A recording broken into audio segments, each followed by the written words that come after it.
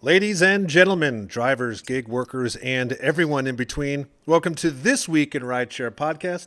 I'm your host, Jared Hoffa. It is Friday, March 3rd, 2023. And this week, gig workers get fired, deaths on the rise, and robots aiding drivers. Legal Rideshare breaks it down.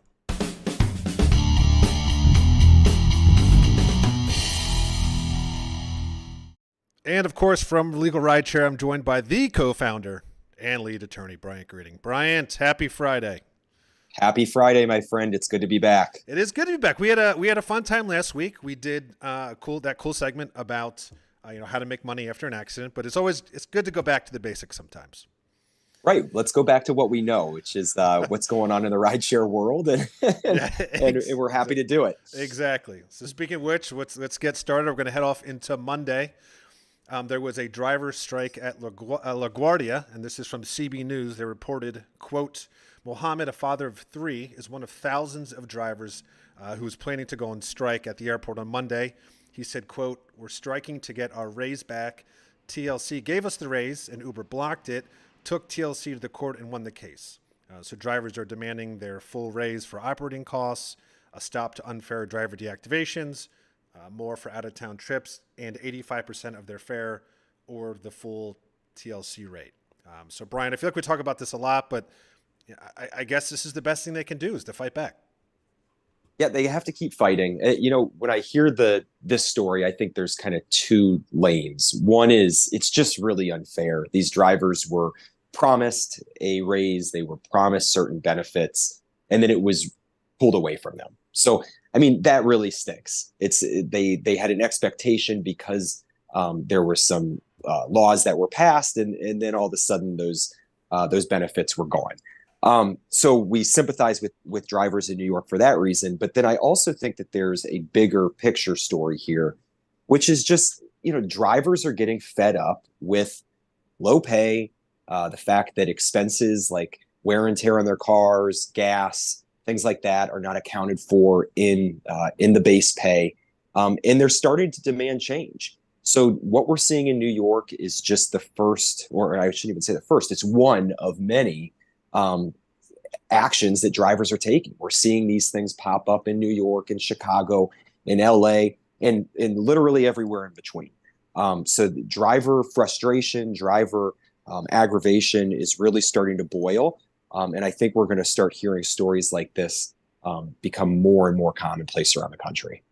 Yeah, I couldn't agree more. And I think, like you said, my takeaway from this is, in a lot of ways, this is the beginning. I think the number of strikes is going to increase. I think the number of drivers participating in strikes is going to increase because, just like this article says, look, they won the raise and it was pulled away from them. So I can't see this slowing down at all. But as always, we'll see how this goes. So we're going to head into Tuesday. Uber and Lyft are more likely to deactivate drivers of color. Now, this is from Wired, and they reported, quote, Jordan, who estimated that he earned about $8,000 to $10,000 per month as an Uber driver, he appealed to the company multiple times, frantically emailing to try to get his account reinstated, but was told that his deactivation was final. And one of the reasons it was deactivated, one customer alleged that Jordan had tried to hit her with his car, but in response, he offered to send Uber footage from his dash cam to prove the incident hadn't occurred, but in his words, they weren't interested in that, which really fascinating and tragic. Of the 810 drivers surveyed, 69% of non-white drivers said they had either faced either permanent or temporary deactivation, as opposed to only 57% of white drivers. Drivers who didn't speak English or were not entirely proficient in English were also much more likely to have their accounts deactivated. Pretty insane stuff. Yeah, deactivations are something that we obviously hear about all the time being in the rideshare space, and it's one of the biggest issues that gig workers face. Many people put their entire lives into the hands of these gig companies. And then when those opportunities are pulled away from them, they're left with nothing. So we hear from drivers all the time that get deactivated from Uber or Lyft or Grubhub or, you name it. And there's just no avenue for challenging the deactivation. There's no due process, as we're seeing in this story. And the rideshare companies and gig companies are just not interested in hearing drivers out. Now that we're seeing data that there's a racial component to it, it's even more despicable. I think that we've seen situations where drivers have been deactivated because facial recognition, in terms of their checking identities through the apps, they don't see people of color the same way that they see Caucasian people. That's bullshit. That drivers are being deactivated because of cultural differences, maybe a difference in ability to understand whether it's communicating with one another or just kind of a difference in how one person may interact with another one, kind of customs and rituals and things like that. That's ridiculous. Like, we need to get the subjectivity out of this and have it be a defined set of rules. This is what why you could be deactivated, and anything other than that, you're going to have your job. People who work in an office, they know the rules and they've got an HR department that they can go to if there's an issue.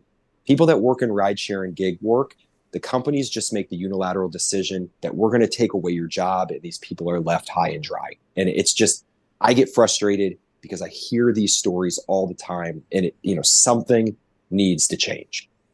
Yeah, I mean, just look at that number. It's 69% of non-white drivers, and then 57% of white drivers. I mean, imagine any other industry where your chance of losing your, independent contractor status, maybe say a construction worker, a plumber, was up to 70%. No one would do it. I mean, it just wouldn't happen. It's just unbelievable to me, and I agree. Yeah, and there are resources for drivers out there. There's the website deactivationhelp.com where drivers can, try to challenge their deactivation.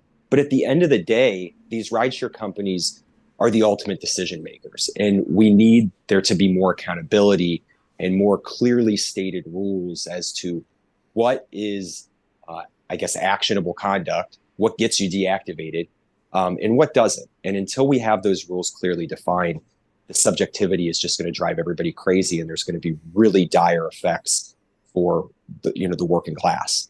Yeah, absolutely. Hopefully it changes. As we always say, we have to wait and see, but change needs to happen. We're going to head to Wednesday. Some more unfortunate news. Pedestrian deaths continue to rise, and this is from Automotive News. They add pedestrian deaths in the U.S. rose 5% in the first half of 2022, which averaging about 19 fatalities per day. Now, this data comes from the analysis by the Governor's Highway Safety Association. So drivers struck and killed over 3,400 people in the first 6 months of 2022, which is an increase of 168 deaths from the same period a year earlier. 2021 already marked a 40-year high in pedestrian deaths. Now, I got to ask you, Brian, and I could be wrong on this, but with the micromobility increase, are those people technically considered pedestrians? Let's say they get off the scooter and get hit. How does that is that playing a role in here at all?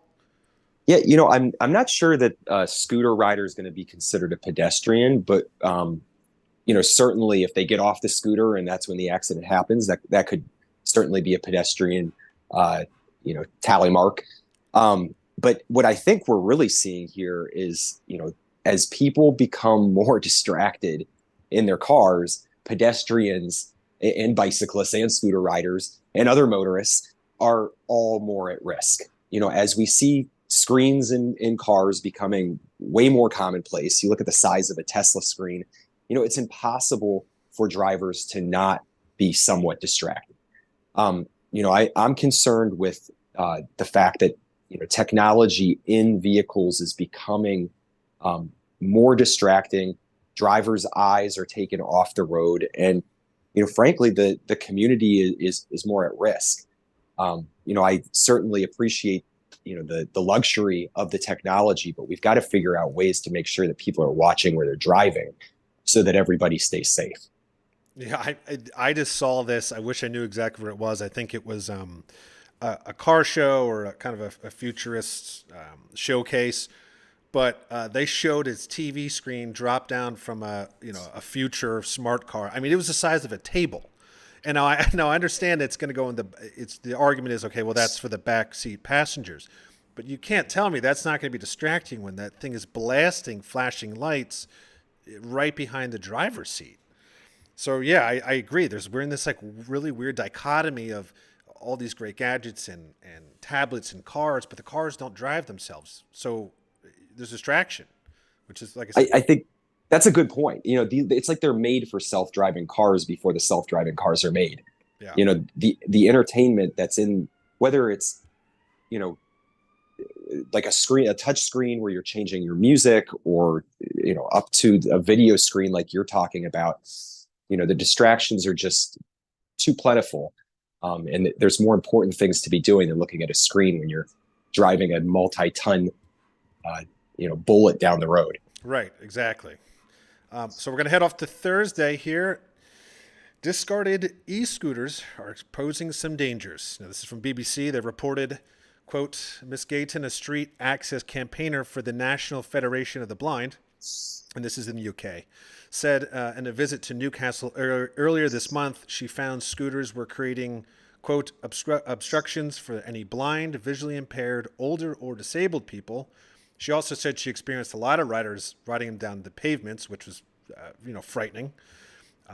Now, Neuron Mobility, the firm responsible for the scooters, said it is working with disability groups to promote safer streets and offered an online riding school for users. But they also did add that reports of bad parking were dealt with swiftly, but it's impossible to eliminate bad parking and riding entirely. This is an interesting article because it's actually focused on something that I haven't seen. We've heard about the scooters littering the streets, but it was never really focused on what if you are visually impaired or have a disability. Yeah, it is interesting because I can tell you, as somebody who sees okay, I wear glasses, but I can see fine. I'm still tripping over these things. Yeah. They are everywhere in terms of, left on the sidewalks, parked, even upright, just in the middle of the sidewalk. They're weaving in and out of the sidewalk. So, I mean, it is a clutter problem, and it is a trip and fall hazard. From a disability perspective, I mean, I cannot imagine having to navigate the sidewalks and crossing the streets with these things whizzing around or being left, turned over. I just don't know how you can account for it. So I do think it's ultimately up to the scooter companies to come up with better docking practices, and whether that means, better technology, more docks, or taking riding privileges away from people who leave the scooters in, unsafe areas or areas of high congestion. I think those are all certainly options, but they need to be addressed because people's well-being depends on it. Yeah, and for anyone who who read this article might think, oh, she's being kind of dramatic about, oh, it's frightening to see a scooter on the street. I mean, these are powerful machines, and to a point that, I mean, we handled a case where a scooter severely injured a bicyclist. So they're no joke when they're coming at you. This isn't a kid's toy scooter. And again, Brian, I mean, you represented someone who was hit by one. Yeah, no, we've had several clients who were struck by scooters. We've had several clients who were injured on scooters. Like you said, these are not jokes. They're heavy pieces of equipment. They go fast. We've had clients who got hit by cars that didn't see them because, frankly, the car didn't even know that they were there because the scooter, rolled up so quickly behind them. There's just all sorts of ways that these scooters can cause injuries to the riders, to others on the roadway, and as we're seeing in this article, pedestrians. So, I like the idea of solving the last mile problem, getting people from point A to point B in an efficient way, but we've got to do it in a smarter way. Yeah, absolutely. And speaking of a smarter way, Ford's new focus on robots is about helping not replacing drivers. So here we go. Bloomberg reported, quote, Ford Motor Company is forming a new unit to focus on semi-autonomous features and is hiring about 1/4 of the workers from its former full self-driving affiliate Argo AI. So basically, Ford and Volkswagen, jettisoned Argo after determining it would take too long to realize a return on the billions they had already invested. So basically, Argo's demise showed how attitudes about self-driving technology have swiftly changed. This idea of free-range robo-taxis navigating congested cities is now seen as a distant dream or never. So Ford says Latitude will focus on near-term automated technology that assists human drivers, but does not replace them entirely with robots. Bryant, I feel like there's this snowball effect of every week we're seeing these articles about the pullback of autonomous vehicles, and now everyone's saying, okay, we're not close to it, and now we're going to switch gears.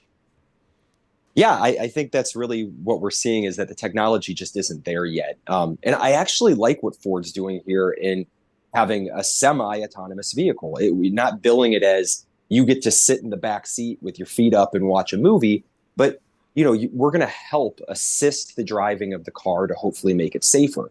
Because I do think that there's a way in which the AI and the human driver can work together to create a much safer driving experience. I mean, I look at little basic safety features that have popped up over the past few years, like, alerting you when you're about to leave your lane of travel. The steering wheel might vibrate. That is very helpful technology because sometimes you don't even know that you're straddling that line.